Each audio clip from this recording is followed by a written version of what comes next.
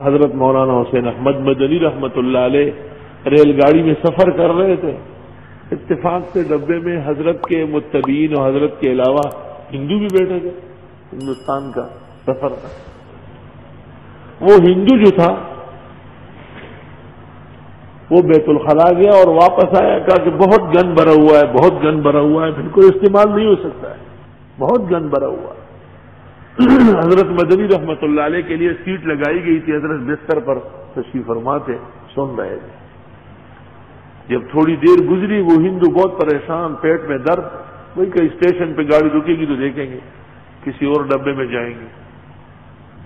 حضرت مدنی آہستہ سے اٹھے، پگڑی اتار کے چھوٹی ٹوپی سر پہ رکھی، جوتا بدل کے چپل اور پہن لیے، اور شاگردوں سے کہا تمہارے جانے کی ضرورت نہیں، مجھے قضاء حاجت کے لیے جانے دو، تم چھوڑو۔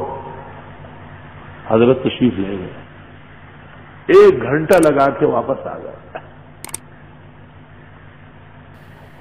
اور واپس آ کر کے ارشاد فرمایا کہ بھائی وہاں تو میں فارغ ہو چکا ہوں، کچھ بھی نہیں ہے، صاف ستھرا ہے۔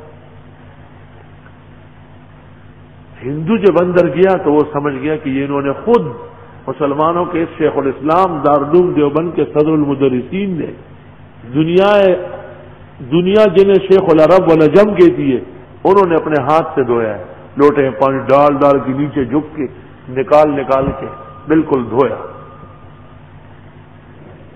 ہندو آ کے سر پکڑ کے بیٹھ گیا۔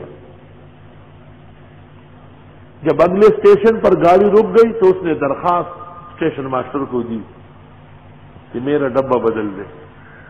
کیوں؟